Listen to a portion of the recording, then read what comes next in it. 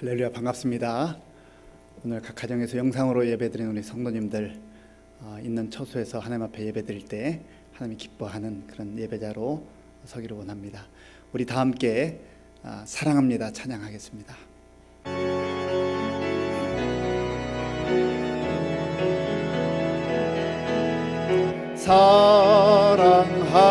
사랑합니다. 나를 자녀 삼으신 주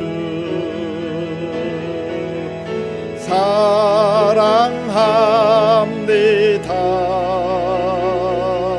나를 자녀 삼으신 주 내 부르짖음 들으시고 감싸 주시는 영원히 주 찬양합니다. 내 삶을 다해.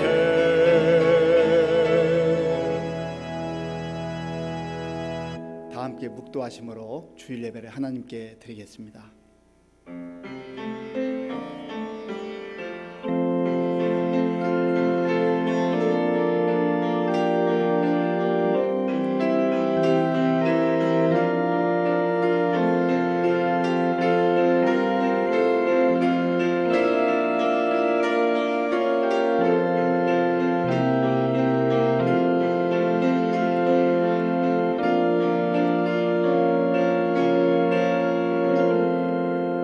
할렐루야.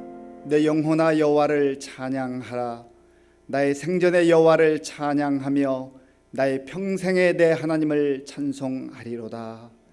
하나님은 영이시니 예배하는 자가 영과 진리로 예배할지니라. 아멘. 아버지 하나님 감사합니다. 하나님께서 사랑하고 택하신 주의 자녀들, 오늘도 겸손한 마음으로 기대하는 마음으로 하나님 앞에 섰습니다. 아버지 하나님, 하나님의 은혜를 받아 누리며 또 하나님의 은혜가 그리워서 주님 앞에 왔사오니 우리의 예배를 받아주시고 하나님 홀로 영광 받아주시옵고 우리에게 약속의 말씀을 통하여서 우리의 상한 마음을 치료해 주시고 우리의 그 심령 깊은 곳으로부터 샘솟는 기쁨이 흘러넘치게 하여 주시옵소서. 예수님의 이름으로 기도하옵나이다. 아멘.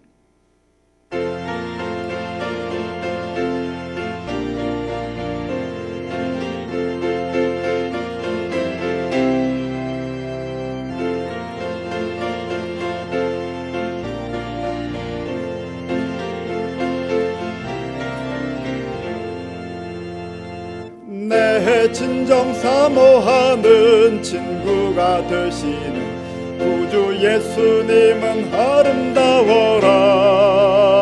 산 밑에 백합화요 빛나는 새벽별 주님 영원할 길 아주 없도다. 내 맘이 아플 적에 큰 위로 되시며 나 외로울 때 좋은 친구라. 주는 저 산 밑에 백합 빛나는 새벽별 이 땅 위에 비길 것이 없도다. 내 맘의 모든 염려 이 세상 고락도 주님 항상 같이 하여 주시고 시험을 당할 때에 악마의 계교를 즉시 물리치사 나를 지키네. 온 세상 날 버려도 주 예수 안 버려 끝까지 나를 돌아보시니 주는 저 산 밑에 백합 빛나는 새벽별 이 땅 위에 비길 것이 없도다. 내 맘을 다하여서 주님을 따르며 길이 길이 나를 사랑하리니 물불이 둘이 않고 창검도 겁없네. 주는 높은 산성 내 방패시라.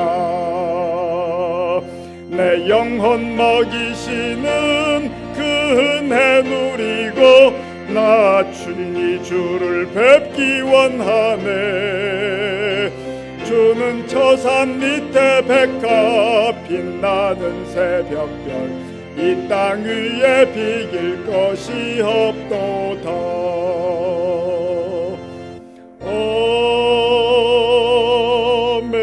아멘. 교독문 57번을 교독하겠습니다.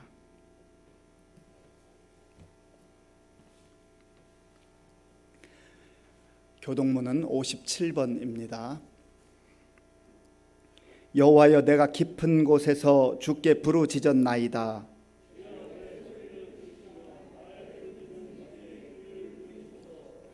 여호와여, 주께서 죄악을 지켜보실진대.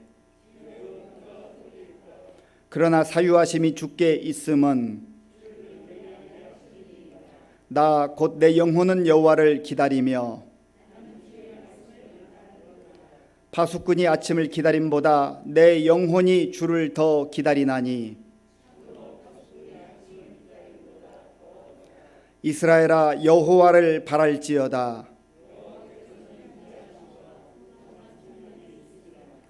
그가 이스라엘을 그의 모든 죄악에서 속량하시리로다. 아멘. 이 시간 지난 한 주간을 돌아보며 나 자신과 하나님만이 아는 죄를 참회하는 기도를 드리겠습니다.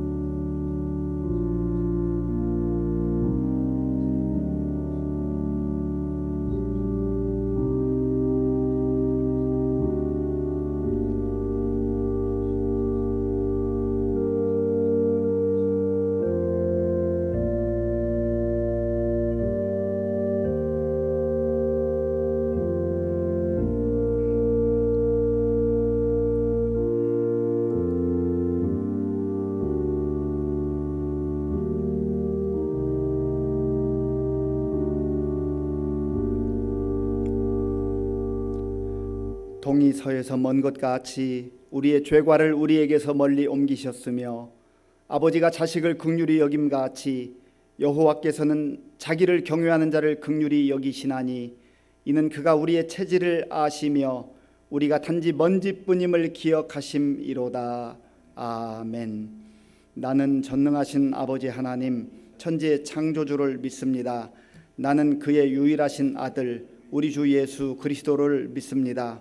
그는 성령으로 잉태되어 동정녀 마리아에게서 나시고 본디오 빌라도에게 고난을 받아 십자가에 못 박혀 죽으시고 장사된 지 사흘 만에 죽은 자 가운데서 다시 살아나셨으며 하늘에 오르시어 전능하신 아버지 하나님 우편에 앉아 계시다가 거기로부터 살아있는 자와 죽은 자를 심판하러 오십니다. 나는 성령을 믿으며 거룩한 공교회와 성도의 교제와 죄를 용서받는 것과 몸의 부활과 영생을 믿습니다. 아멘.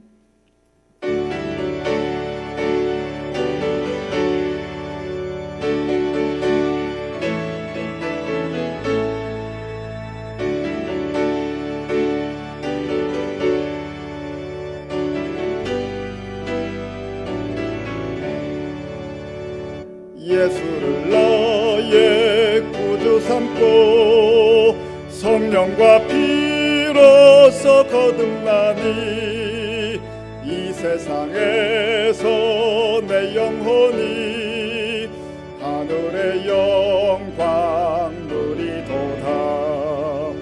이것이 나의 간증이요 이것 이것이 나의 찬송일세.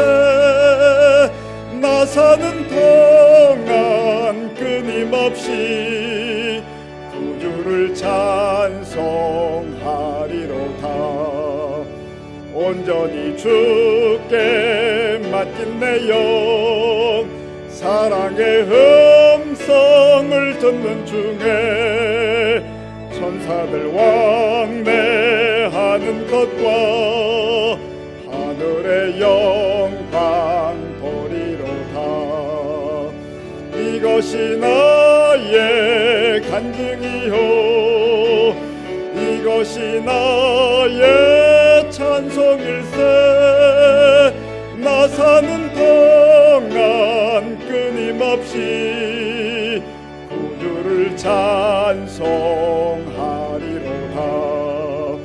주 안에 기쁨 누림으로 마음의 풍랑이 잔잔하니 세상과 나는 간 곳 없고 구속한 주만 보이도다. 이것이 나의 간증이요, 이것이 나의 찬송일세. 나 사는 동안 끊임없이 구주를 찬송하리로다.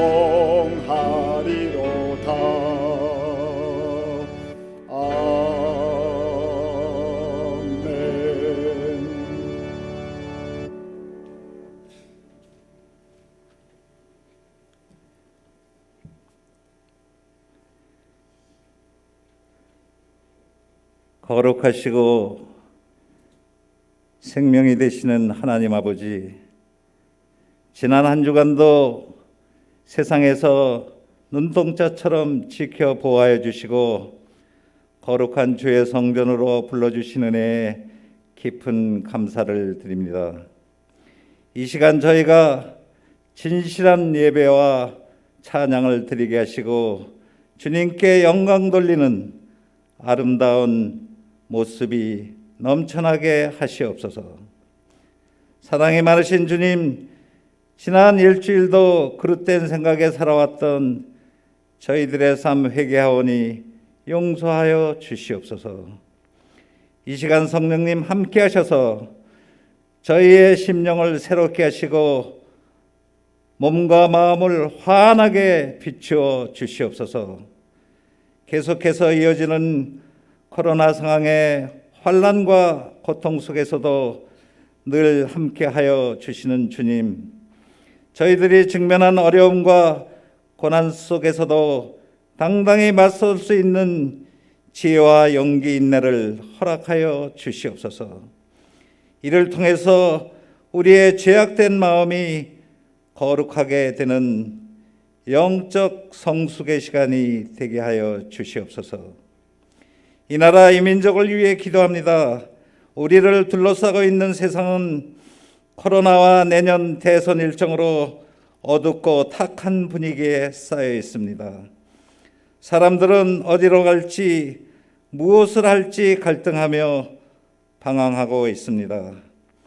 이러한 때에 지도자들이 하나님의 음성을 듣게 하시고 겸손하고 지혜로운 생각으로 빛과 소금의 역할을 감당하게 하시옵소서.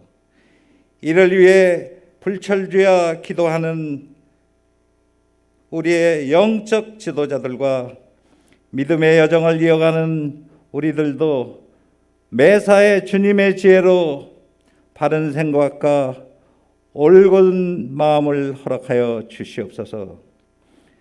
특별히 이곳에 주님의 뜻으로 세워진 우리 시민교회를 위해 기도합니다.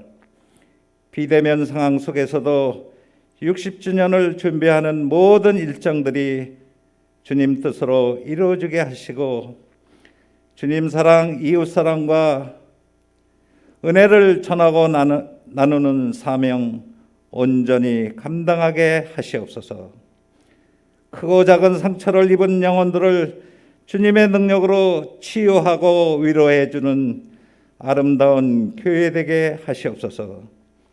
오늘도 믿음의 여정이라는 말씀으로 단위에 서신 목사님께 성령의 권능으로 함께하여 주시고 은혜의 단비를 내려 주시옵소서.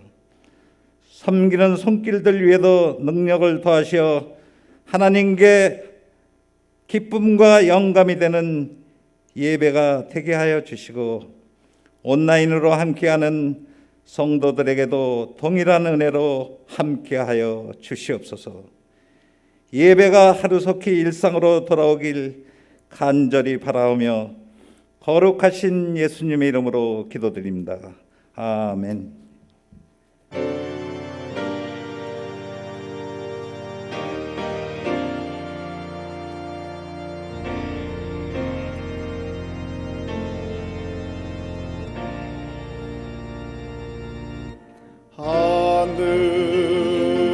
하늘에 계신 아버지 이름 거룩하사 주님 나라 임하시고 뜻이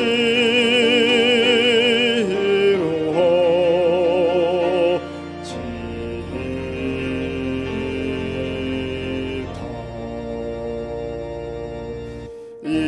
일용할 양식 주시고 우리들의 큰 죄 다 용서하옵시고 또 시험에 들게 마시고 악에서 구원하소서. 대개 주의 나라 주의 권세 주의 영광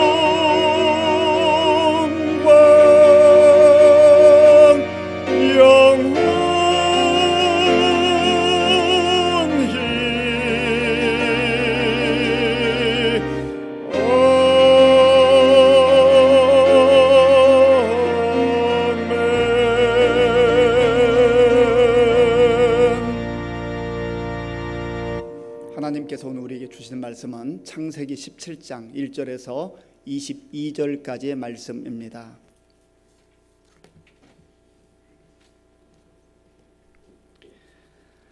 구약 성경 19쪽 창세기 17장 1절에서 22절까지의 말씀을 교독하겠습니다.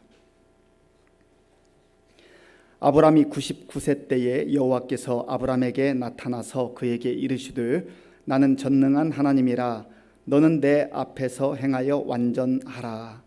내가 내 언약을 나와 너 사이에 두어 너를 크게 번성하게 하리라 하시니 아브람이 엎드렸더니 하나님이 또 그에게 말씀하여 이르시되 보라 내 언약이 너와 함께 있으니 너는 여러 민족의 아버지가 될지라.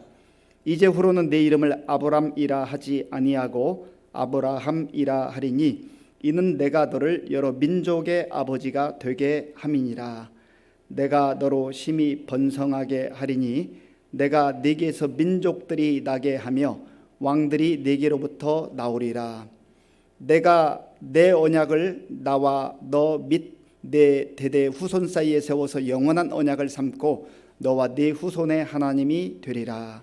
내가 너와 네 후손에게 네가 거류하는 이 땅 곧 가나안 온 땅을 주어 영원한 기업이 되게 하고 나는 그들의 하나님이 되리라. 하나님이 또 아브라함에게 이르시되 그런즉 너는 내 언약을 지키고 네 후손도 대대로 지키라. 너희 중 남자는 다 할례를 받으라. 이것이 나와 너희와 너희 후손 사이에 지킬 내 언약이니라. 너희는 포피를 베어라. 이것이 나와 너희 사이의 언약의 표징이니라. 너희의 대대로 모든 남자는 집에서 난 자나 또는 너희 자손이 아니라 이방 사람에게서 돈으로 산 자를 막론하고 난지 8일 만에 할례를 받을 것이라. 너희 집에서 난 자든지 너희 돈으로 산 자든지 할례를 받아야 하리니 이에 내 언약이 너희 살에 있어 영원한 언약이 되려니와. 할례를 받지 아니한 남자 곧 그 포피를 베지 아니한 자는 백성 중에서 끊어지리니 그가 내 언약을 배반하였음이니라. 하나님이 또 아브라함에게 이르시되 네 아내 사레는 이름을 사레라 하지 말고 사라라 하라. 내가 그에게 복을 주어 그가 네게 아들을 낳아 주게 하며 내가 그에게 복을 주어 그를 여러 민족의 어머니가 되게 하리니 민족의 여러 왕이 그에게서 나리라. 아브라함이 엎드려 웃으며 마음속으로 이르되 100세 된 사람이 어찌 자식을 낳을까? 사라는 90세니 어찌 출산하리요 하고. 아브라함이 이에 하나님께 아뢰되 이스마엘이나 하나님 앞에 살기를 원하나이다. 하나님이 이르시되 아니라 내 아내 사라가 네게 아들을 낳으리니 너는 그 이름을 이삭이라 하라. 내가 그와 내 언약을 세우리니 그의 후손에게 영원한 언약이 되리라. 이스마엘에 대하여는 내가 네 말을 들었나니 내가 그에게 복을 주어 그를 매우 크게 생육하고 번성하게 할지라. 그가 12두령을 낳으리니 내가 그를 큰 나라가 되게 하려니와. 내 언약은 내가 내년 이 시기에 사라가 네게 낳을 이삭과 세우리라. 하나님이 아브라함과 말씀을 마치시고 그를 떠나 올라가셨더라. 아멘. 우리 함께 인사하겠습니다. 반갑습니다. 하나님을 사랑하고 이웃을 사랑합시다.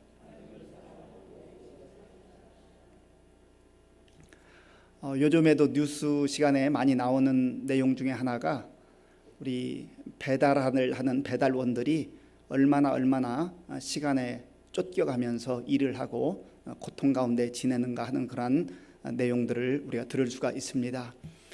이제 요구하는 시간, 정해진 시간 안에 배달을 해야 되는데 실제적으로 그 상황이 여의치가 않다는 것이죠. 그래서 얼마나 많은 심리적 압박감, 또 시간에 실제로 쫓기기 때문에 오토바이로 배달을 하는 경우가 많은데 신호를 어기면서까지 그 시간을 맞추어야 하는 그런 아픔과 고통의 그 생활상에 대해서 많이 나오고 있습니다. 이것 때문에 또 사고가 발생하기도 합니다. 택배 기사들의 이야기도 우리가 익히 많이 들어왔던 것 아니겠습니까? 우리 또 받기를 원하는 사람 입장에서는 빨리 받기를 원하는 것이죠. 조급성이 있습니다. 우리 한국 국민의 특성 가운데 하나가 조급함이라고 하잖아요. 동남아시아에 간 적이 있는데요. 식당을 가니까 뭐 간단한 그런 이야기 한국말로 합니다. 어서 오세요. 예, 무엇을 드시겠어요? 그러면서 공통적으로 하는 단어가 빨리빨리입니다. 빨리빨리는 아마 모르는 사람이 잘 없을 정도로 우리 한국민을 특징하는 그런 단어가 돼버렸습니다. 물론 빨리빨리 하는 거에 있어서 긍정적인 면도 여러 가지 있습니다. 그러나 어쨌든 빨리빨리라는 개념 속에는 조급한 거죠. 안달복달하는 그런 마음이 있는 거예요. 그 때까지 기다리지 못하는 중요한 것은 그 때라는 게 항상 나의 때예요. 나의 기준을 가지고 나의 시간, 내가 정한 그 때까지 뭔가 이루어야 하겠다는 것이죠. 그런데 우리가 인생을 살아가다 보면 그게 내 시간에 내 때에 맞추어지냐 말이죠. 중요한 것은 하나님의 때, 하나님의 시간까지 우리가 기다리면서 정말 너무 내 생각대로 내 시간에 맞추려고 하는 것, 그것이 우리의 인생을 더 힘들게 하고 또 망가뜨리는 경우도 있다고 하는 겁니다. 우리는 지금 믿음의 조상이라 일컬어지는 아브라함의 믿음의 여정에 대해서 살펴보고 있습니다. 아브라함이 참으로 하나님 앞에 귀하게 쓰임받았고 또 믿음으로 살았던 인물이면 틀림없지만, 그러나 그의 생애 속에도 많은 실수도 있었고 허물도 있었습니다. 하나님께서 그에게 약속의 말씀을 주셨잖아요. 그가 고향과 또 친척 아비집을 떠났던 그 동기도 하나님의 약속의 말씀을 듣고 떠난 것 아니겠습니까? 내가 너로 하여금 큰 민족을 이루게 하고 내 이름을 장대하게 하겠다. 그래서 아버지와 함께 갈대아 우르를 떠나서 하란에 거하는데 그곳에서 또 머뭇머뭇거렸습니다. 하나님께서 다시금 그에게 나타나셔서 약속을 상기시켜 주시고 그로 하여금 하나님께서 보여주시는 그 땅으로 가라고 말씀하셨습니다. 어느 땅이라고 분명하게 장소를 말씀하시면 분명하겠는데 하나님은 말씀하실 때 명확하지 않은 것 같은 말씀을 하실 때가 많아요. 그러니까 답답하죠. 시간도 좀 명확한 시간을 말씀해 주시면 얼마나 좋겠습니까? 그런데 하나님의 시간이 우리에게 있어서 명확하지 않을 때가 많다는 것이죠. 그래서 아브라함이 자식도 없을 때 하나님께서 내 이름을 창대하게 하고 큰 민족을 이루게 하겠다 할 때 얼마나 가슴이 설레었겠습니까? 그런데 시간이 흘러도 세월이 지나가도 아무런 그 하나님의 약속이 이루어지는 것 같은 그런 기미가 보이지 않습니다. 86세가 되었을 때에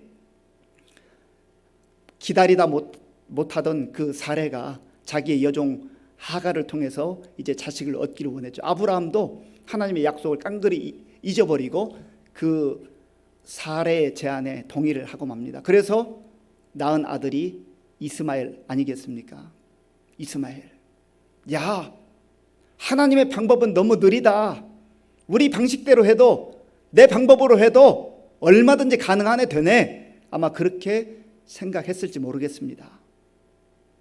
그런데 문제는 인간의 방법으로 조급함으로 하나님의 약속을 따라 하지 아니한 이 방법이 겉으로 볼 때는 성공하는 것처럼 보이고 뭔가 눈앞의 결과물이 얼마든지 주어질 수 있다고 하는 것이죠. 그러나 그 눈앞에 보여지는 결과물은 결국은 고통의 씨앗이 된다고 하는 것입니다. 그래서 하나님의 뜻과 상관없이 인간의 방법을 취하게 되면 설령 눈에 보이는 결과물이 있다 할지라도 그것은 필연적 실패로 나타납니다. 인간의 눈에 보기에 대단한 것처럼 업적도 세워지고 또 결과물도 있고 많은 열매들이 있는 것처럼 보인다 할지라도 흔히 말하는 성공한 것처럼 보인다 할지라도 그것은 실패한 비참한 성공에 불과하다는 것입니다. 그래서 사라와 아브라함이 얼마나 기뻤겠습니까? 야, 이제는 우리가 원하는 방식으로 이제 자녀를 얻게 되었다. 그런데 그 기뻐하고 즐거워하는 시간이 오래가지 못했습니다. 얼마 지나지 않아서 임신한 하가를 통하여서 사레는 모멸감을 느끼고 멸시를 당하면서 수치를 당하게 되었습니다. 그러니까 자기 방식으로 뭔가 결과를 얻은 것 같고 이제 이룰 것 같은 그 부푼 꿈에 부풀었지만은 그러나 결과적으로 하나님의 약속의 때까지 기다리지 못하고 하나님의 방식이 아닌 인간의 방식으로 그렇게 자녀를 얻게 되었을 때 사라에게 돌아온 것은 수치와 멸시와 모멸감이었다고 하는 겁니다. 우리가 살아가는 우리의 삶의 여정도 마찬가지예요. 하나님께서 우리에게 약속을 주시고 하나님 때까지 기다리라고 하지만 너무나 많은 경우에 하나님, 나는 그때까지 기다릴 수 없습니다. 도대체 언제까지 기다려야 합니까? 사실 아브람과 사레가 10년을 기다렸잖아요. 10년 기다렸으면 많이 기다린 거 아니겠습니까? 그런데 하나님은 그 자녀가 약속의 자녀가 아니라 육신의 자녀라는 거예요. 그러면서 다시금 하나님의 약속의 말씀을 아브라함에게 이제 주시는 것이죠. 오늘 본문 1절 말씀을 함께 읽겠습니다. 1절입니다. 아브라함이 99세 때에 여호와께서 아브라함에게 나타나서 그에게 이르시되 나는 전능한 하나님이라 너는 내 앞에서 행하여 완전하라. 아멘. 이제 13년의 시간이 흘렀습니다.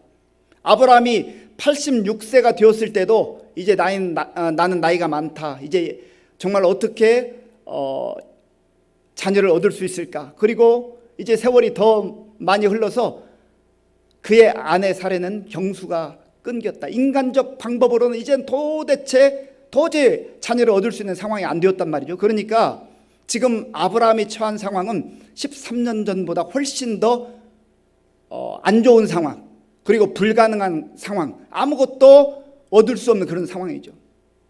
하나님의 약속 그거 끝난 것 같아. 지금 13년을 기다렸는데 아무런 또 다른 어떤 하나님의 일하심이 역사심이 나타나지 않잖아. 바로 포기할 그때에, 포기하고 있을 때, 절망하고 있을 그때에 어쩌면 아브람과 사레는요 이스마엘을 바라보면서 그 이스마엘로 만족하고 있었는지도 모릅니다. 그런데 하나님께서 이 아브람을 찾아오셔서 나는 전능한 하나님이다, 전능한 하나님이다 그렇게 말씀하셔요. 나는 전능한 하나님이다. 왜 이 시점에 하나님께서는 아브라함에게 자기 자신을 소개하시면서 나는 전능한 하나님이라고 말씀하셨을까요? 이 전능하다고 하는 것은 모든 것을 할 수 있는 하나님, 인간은 할 수 없고 나는 할 수 없지만 하나님은 모든 것을 하실 수 있는 그런 하나님이라는 거 아니겠습니까? 엘샤다이 하나님, 올마이티 갓, 하나님은 하실 수 있단 말이죠. 내가 할 수 없고 사람이 할 수 없지 하나님이 할 수 없는 게 아니란 말이죠. 그런데 우리는 너무나 많은 경우에 하나님을 믿고 하나님을 신뢰하고 살아간다고 하면서도 내가 할 수 없으면 그게 될까? 안 될 거야 아마. 우리의 생각으로 우리의 수준으로 하나님을 생각하고 하나님을 판단하고 하나님의 수준을 나의 수준까지 끌어내리는 그런 경우가 너무나도 많이 있다는 것이죠. 내가 할 수 없어도 하나님은 하실 수 있습니다. 이 모든 우주 만물을 보세요. 하늘을 바라보고 저 산을 바라보고 또 자연의 질서가 움직이는 이 자연의 생태계를 바라보십시오. 정말 전능하신 하나님이 아니고서야 어떻게 이런 우주 만물이 질서 정연하게 움직일 수가 있단 말입니까? 그리고 우주 만물이라고 하지만 사실 저와 여러분들이 볼 수 있는 것은 굉장히 제한된 범위 아니겠어요? 그것도 크고 그것도 위대하고 입이 벌어질 정도로 그렇게 놀라운 일들인데 하나님이 창조하신 이 모든 우주 만물을 창조하셨고 다스리시는 하나님, 그 하나님이 전능하신 하나님이란 말이에요. 그래서 지금 아브라함에게 하나님께서 말씀하시고자 하는 것은 너 불가능하다고 생각하지, 너 할 수 없다고 생각하지, 너 끝났다고 생각하지, 아니야, 나는 할 수 있어, 내가 할 거야, 나는 전능한 하나님이야, 엘샤다이, 모든 것을 하실 수 있는 하나님이라는 것을 확신시켜주고 있는 것입니다. 오늘 저와 여러분들은 어떻습니까? 우리도 너무나 많은 경우에 아브라함처럼 내 생각으로 하나님의 일하심을, 하나님의 능력을 제한하거나 판단할 때가 참 많습니다. 그래서 내가 불가능하면 이게 되겠어? 하나님도 안 될 거야 아마.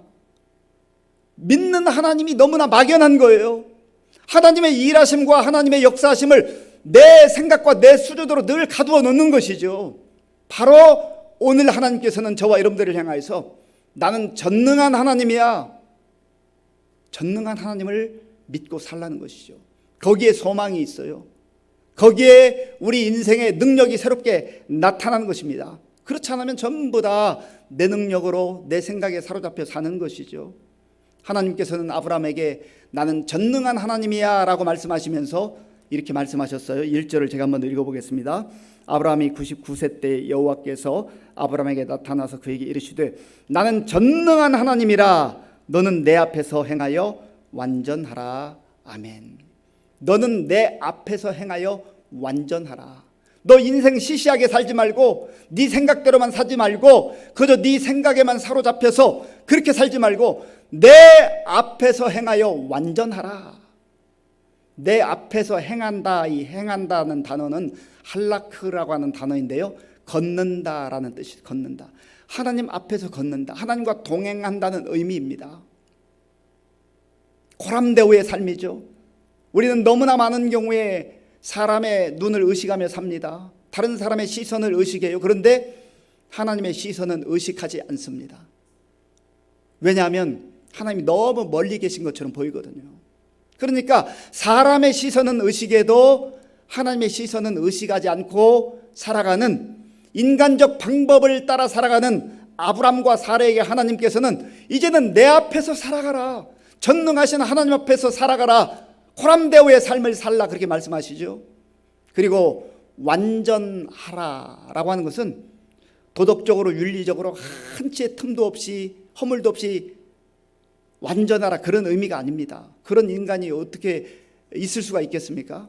저와 여러분들이 아무리 하나님 뜻 가운데 산다 해도 실수가 없겠어요? 허물이 없겠어요? 부족함이 다 있는 거예요. 하나님께서 이렇게 말씀하시는 이유는 너가 내 앞에서 살아가고 전능한 나를 믿고 살아간다고 한다면 내가 너로 하여금 완전한 인생으로 이끌어 줄 것이다.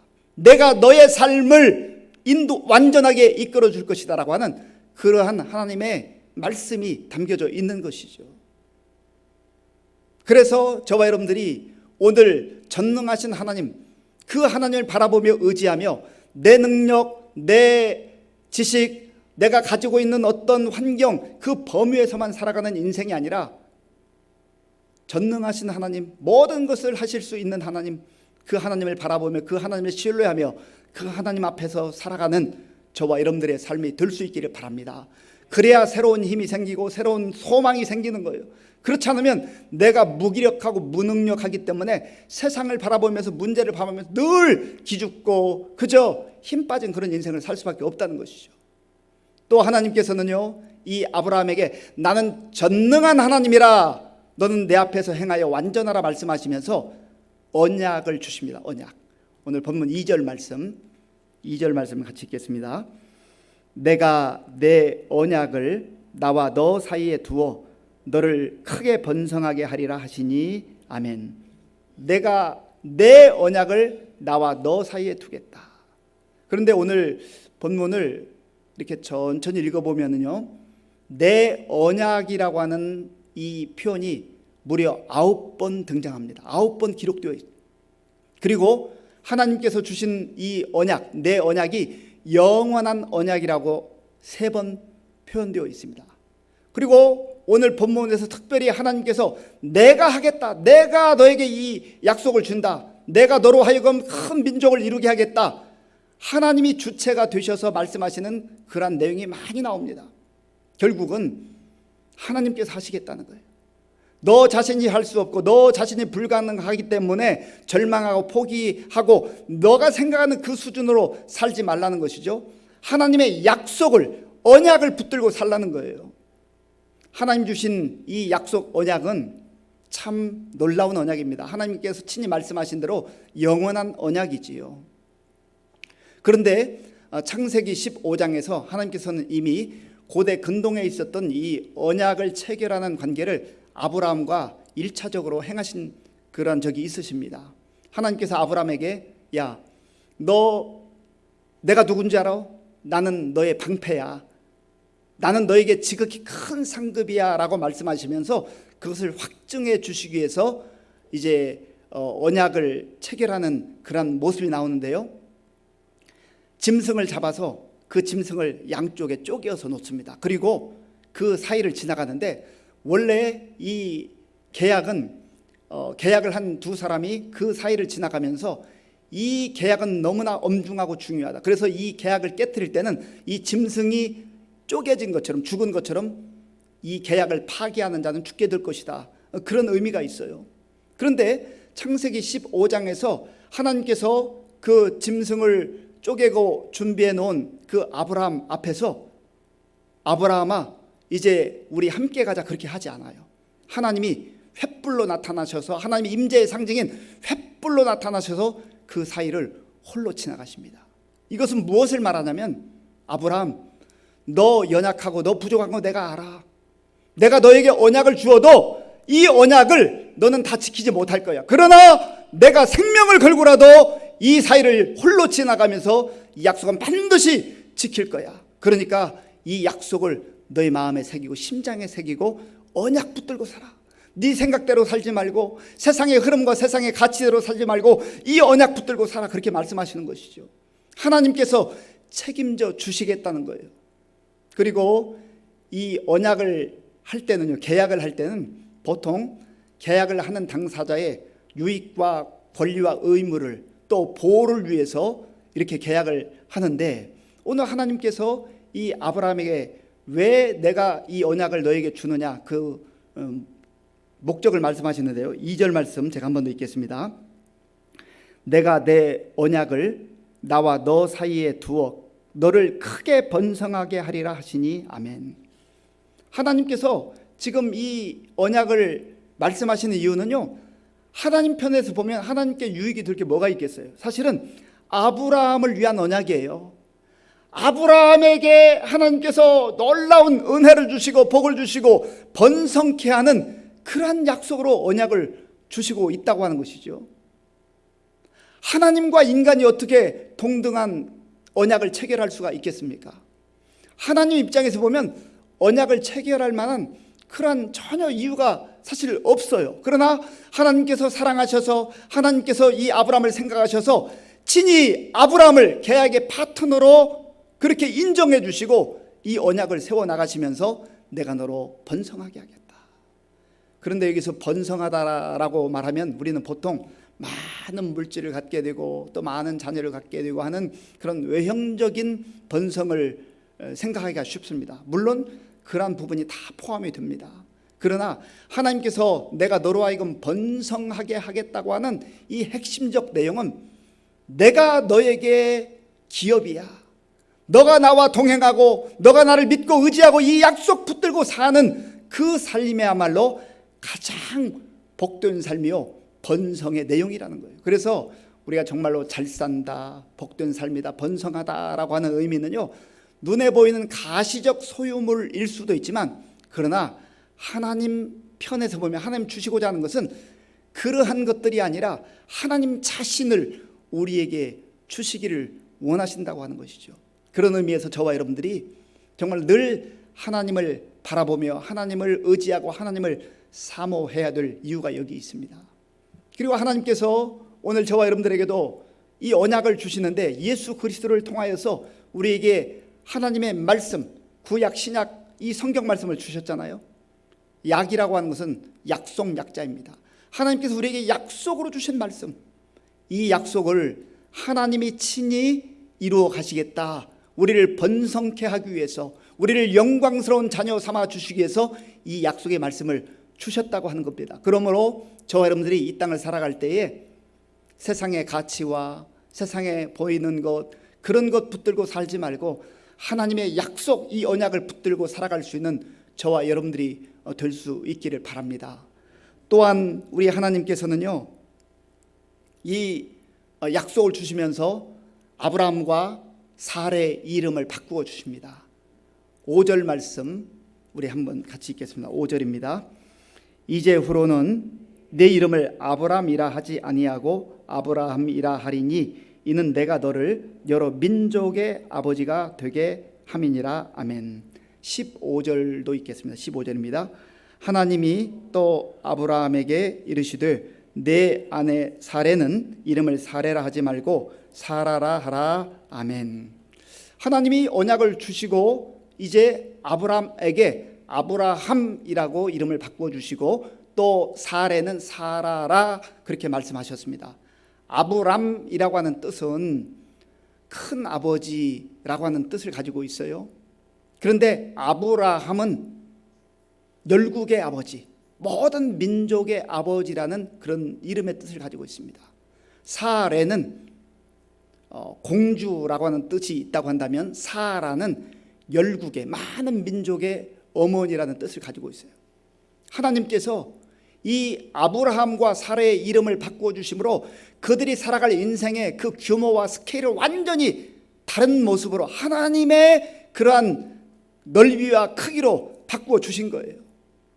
지금 이 언약을 하나님께서 하실 때는 아직까지도 약속의 자녀를 받지 못한 때예요. 그런데 하나님께서 이 언약에 말씀하시면서 전능하신 하나님이라고 하신 그 이유가 거기 있습니다. 네 생각에 너 지금 아직 약속의 자녀도 받지 못했는데 열국의 아버지, 많은 민족의 아버지, 많은 민족의 어머니, 이게 가능할 것 같으냐? 가능하지 않겠지.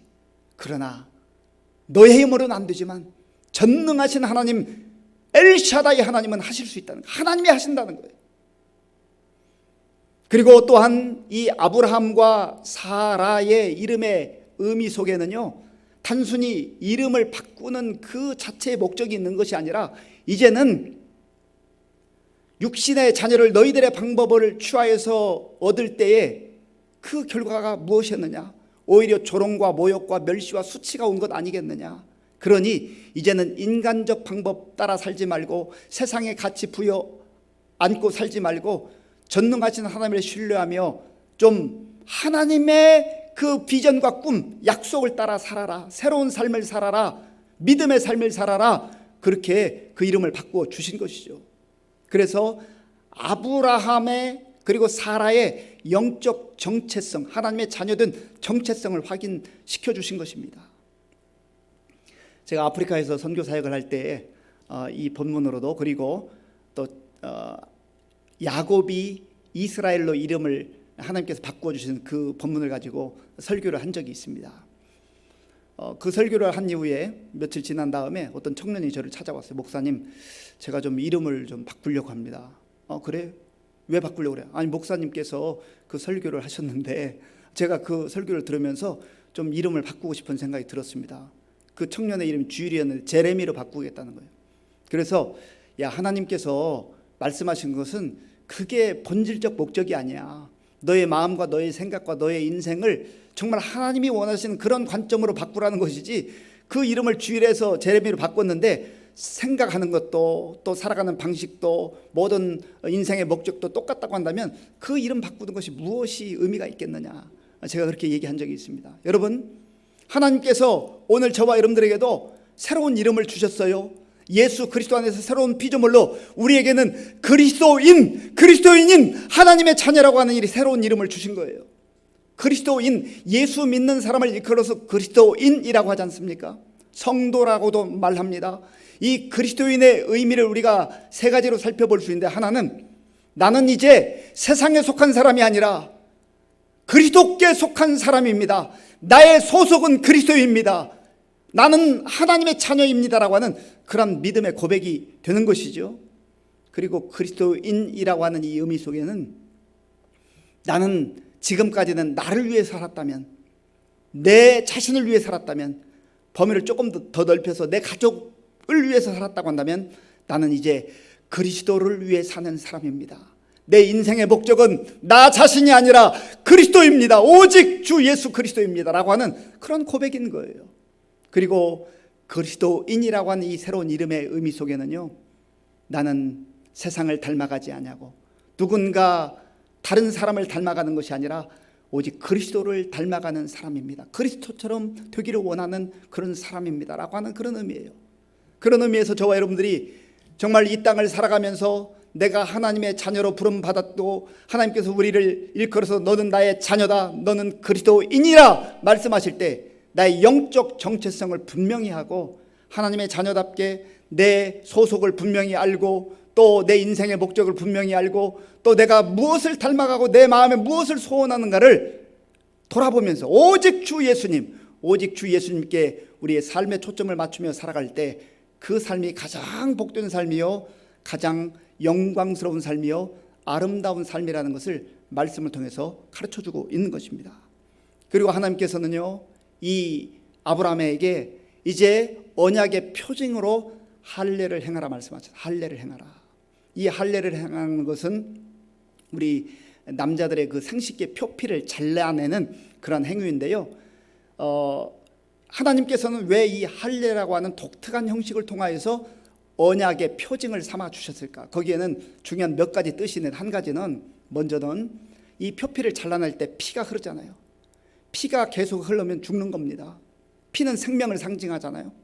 그래서 이제 너의 옛 자와 옛 사람, 믿음 없이 살던 하나님의 약속과 하나님의 언약이 아닌 너의 생각과 너의 경험과 너의 지식으로 살던 것들은 이제 죽었다. 이제는 하나님의 언약된 백성으로 새로운 그러한 삶을 사는 새로운 존재가 되었다는 것을 이 할례 의식을 통해서 확인시켜 주는 겁니다. 그 다음에 또한 이 할례의 의미는요, 언약을 하나님께서 맺으면서 할례의 표징으로, 할례를 언약의 표징으로 그렇게 보여주셨는데, 이 언약은 영원하다. 그 유효 기간이 10년, 20년, 30년이 아니에요.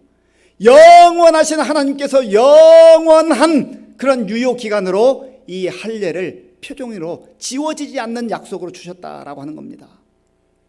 이 할례를 통해서 우리는 또 신약에 나타나는 세례와 십자가까지 함께 연결해 볼 수 있습니다. 세례는요, 우리가 예수님을 믿는 사람들이 자기의 죄인됨을 인정하고 죄를 인정하고 물속에 잠기는 거잖아요. 물로 씻는 거잖아요. 물속에 잠깁니다. 잠긴다는 의미는 죽음을 말하는 거예요. 죽음을. 나의 옛사람은, 나의 죄의 습성은 다 죽었습니다. 그러나 이제 예수님 안에서 새로운 인생으로 하나님의 자녀로 새롭게 거듭났습니다. 그런 고백이잖아요. 하나님께서 또한 이 할례의 표징을 통하여서, 이 언약을 통하여서 십자가를 보여주셔요. 예수님께서 이 땅에 오셔서 십자가에서 자기의 몸을 찢으셨잖아요. 자기 몸을. 죄 없으신 하나님의 아들이, 예수님이 마치 그 당시에 계약을 할 때 짐승을 쪼개어서 갈라 놓는 것처럼 예수님 자기 자신이 찢김을 당하시고, 예수님 자신이 내가 죽어야 할, 우리가 죽어야 할 그 죽음을 친히 감당하셨잖아요. 이 십자가의 은혜는 놀라운 것입니다. 하나님께서 사람이 어떤 행위와 사람의 삶으로 완전함에 하나님께 이를 수 없기 때문에 하나님이 친히 이 땅에 오셔서 십자가를 통하여서 자기 몸을 찢으시면서 자기 생명을 내어주시면서 내가 너로 나의 자녀를 삼겠다, 영광스러운 하나님의 백성으로 삼겠다고 그렇게 언약의 표징으로 주신 겁니다. 그래서 우리는 이 십자가를 바라볼 때마다, 주의 그 놀라운 십자가의 구원의 은혜를 바라볼 때마다 은혜 아니면 살아갈 수가 없네, 하나님의 은혜를 노래하며 감사하지 않습니까? 이 놀라운 사실을 깨달았던 바울은 갈라디아서 2장 20절에서 이렇게 고백합니다. 내가 그리스도와 함께 십자가에 못 박혔나니, 내가 십자가에 못 박혔나니, 이 말은 나의 옛사람은 죽었습니다. 나의 옛 자아는 죽었습니다. 그런즉 이제는 내가 사는 것이 아니요 오직 내 안에 그리스도께서 사시는 것이라. 이제 내가 육체 가운데 사는 것은 나를 사랑하사 나를 위하여 자기 자신을 버리신 하나님의 아들을 믿는 믿음 안에서 사는 것이라.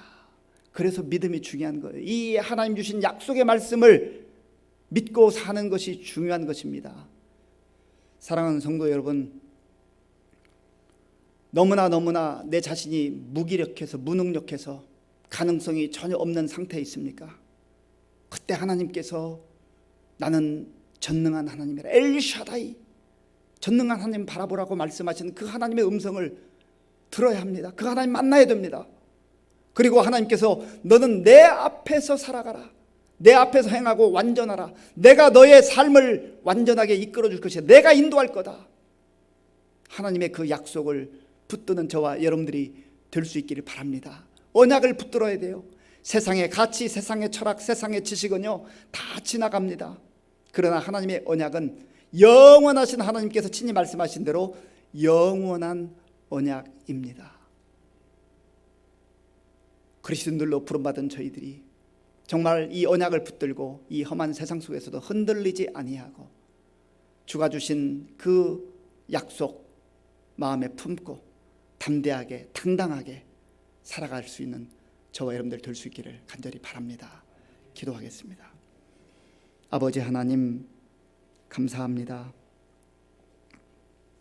나 자신을 바라보면 세월이 흘러갈수록 연약하고 무익한 모습을 보면서 절망하고 좌절할 수밖에 없습니다. 그러나 하나님은 내가 전능한 하나님이다, 나를 바라보라, 나를 의지하라 말씀하시며 언약을 주셨습니다. 하나님, 약속의 말씀, 성경 말씀, 하나님 말씀을 내 심장에 새기고 믿음으로 살아가는 우리 모두가 되게 하여 주시옵소서.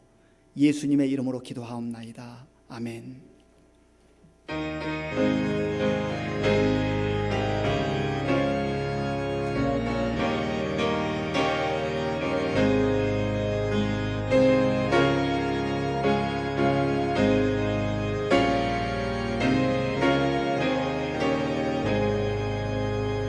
십자가를 질 수 있나 주가 물어보실 때 죽기까지 따르오리. 성도 대답하였다.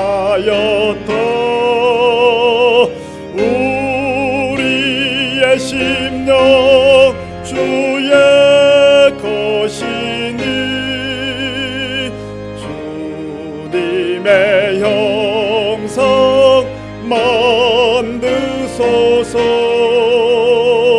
주 인도 따라 살아갈 동안 사랑과 충성을 바치오리다.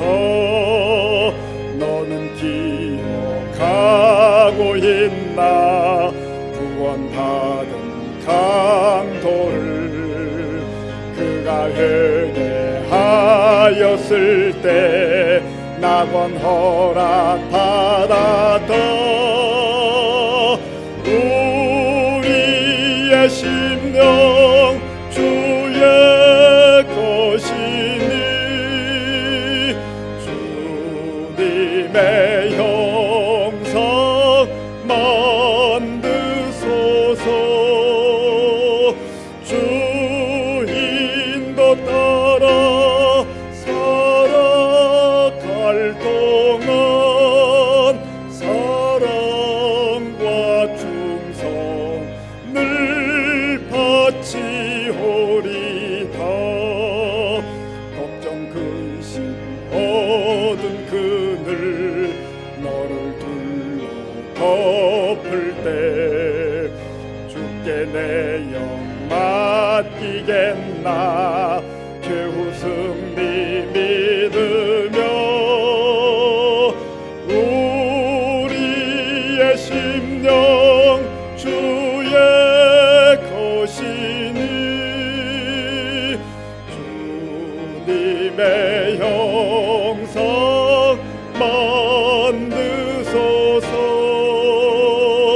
주 인도 따라 살아갈 동안 사랑과 충성을 바치오리다.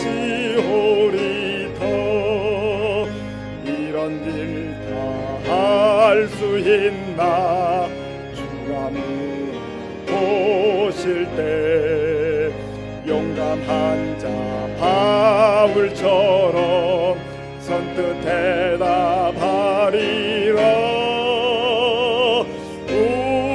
우리의 심령 주의 것이니 주님의 형상 만드소서. 주 인도 따라 살아갈 동안 사랑과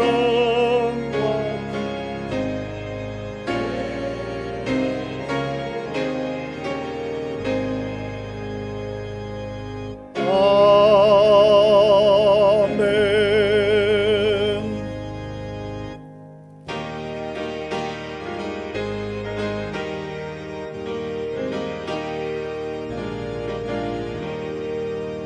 내가 받은 모든 것은 하나님의 선물이니 마음과 뜻 다하여서 겸손하게 드립니다. 주님 기뻐 받으시니 받지는 나 즐겁도다.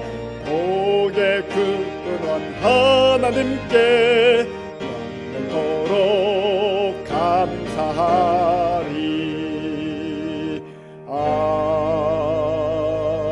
아멘. 아버지 하나님 감사합니다. 우리를 사랑하셔서 영원한 언약의 말씀, 약속의 말씀을 허락해 주시고 약속 붙들고 살아갈 수 있는 존귀한 백성으로 삼아 주시니 감사합니다. 하나님 아버지, 세상이 어지럽고 혼란스럽다 할지라도 영원하신 하나님의 그 언약을 붙들고 믿음으로 담대하게 살아가는 우리 모든 성도님들 다 되게 하여 주시옵소서. 하나님께서 베풀어 주신 모든 은혜 가운데 구별하여 주일헌금 11조 감사 헌금 또 각종 목적 헌금을 믿음과 정성으로 드리오니 기쁘게 받아주시고 이 물질이 쓰이는 곳마다 주의 영광이 나타나게 하시고 예수님의 생명의 복음이 전파되게 하여 주시옵소서. 우리 성도님들 가운데 영적으로 지쳐 있고 무기력함 가운데 빠져 있는 분들 다시금 말씀 듣고 전능하신 하나님을 바라보며 일어나게 하여 주시옵소서. 아버지 하나님, 육신의 질병으로 인하여서 눈물로 기도하는 우리 성도님들 많습니다. 주여 긍휼을 베풀어 주시옵소서.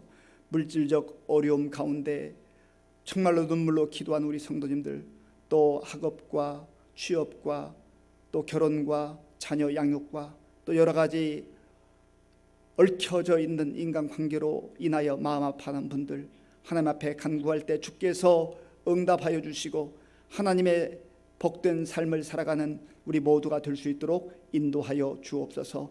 우리 교회 많은 어르신들 영육간에 강건하게 하시고 이 힘들고 어려울 때를 믿음으로 말씀을 붙들고 담대하게 이겨나가게 하시고, 또 우리 청년들, 청소년들, 어린아이들 다음 세대 가운데 함께하여 주셔서 정말 주께서 저들에게 말씀이 그 심령 속에 새겨짐으로 말미암아 흔들리지 않는 하나님의 사람들로 승리케 하여 주시옵소서. 예수님의 이름으로 축복하면서 기도하옵나이다. 아멘.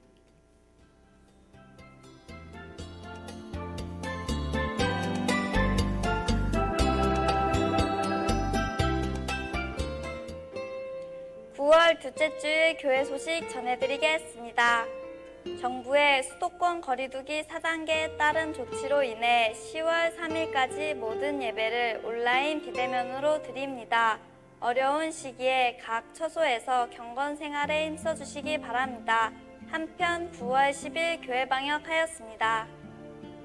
이번 주 감사한 일로 전상길 집사 강선기 권사 가정에서 어머니 장례 무사히 마치고 강단 꽃꽂이하였습니다. 코로나 방역 지침에 따른 예배 준비를 위해 백신 접종하신 성도들께서는 예배위원이나 사무실에 알려주시기 바랍니다. 2021년 추석 가정예배 순서지가 교회 1층 입구에 비치되어 있으며 홈페이지에도 올려놓았습니다. 직동공원 근처에 있는 더샵 파크 에비뉴에 이사 오신 새로운 이웃을 환영하고 전도를 위해 기도해 주시기 바랍니다. 새벽기도 용사 100명 달성 및 감사일기 쓰기에 적극 동참해 주시기 바랍니다.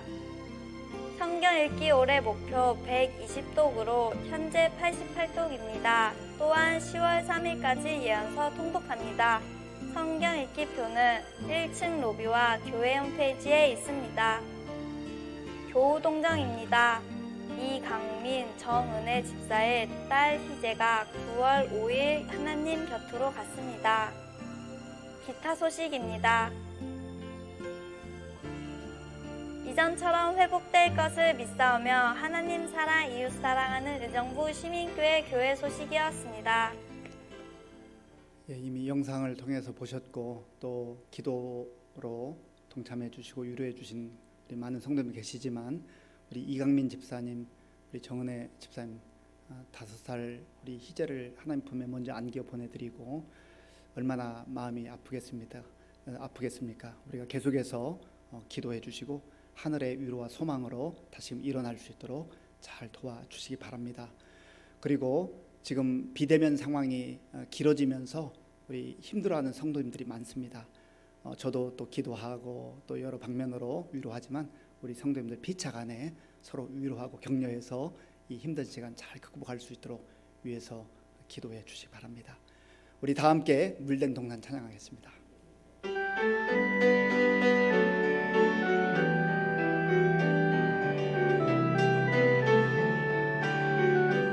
주님 너를 항상 인도하시리, 주님 너를 항상 인도하시리. 메마른 땅에서도 너를 만족시키리. 너는 물된 동산 같겠고 마르지 않는 샘 같으리. 너는 물된 동산 같겠고 마르지 않는 샘 같으리. 주님 너를 항상 인도하시리, 주님 너를 항상 인도하시리. 메마른 땅에서도 너를 만족시키리. 너는 물된 동산 같겠고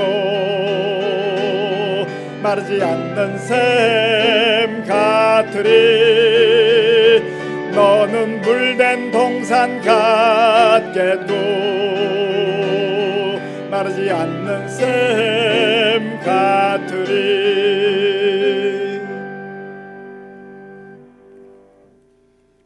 지금은 우리 주 예수 그리스도의 은혜와 우리 아버지 하나님의 크신 사랑과 성령님의 교통하심과 역사하심과 위로하심이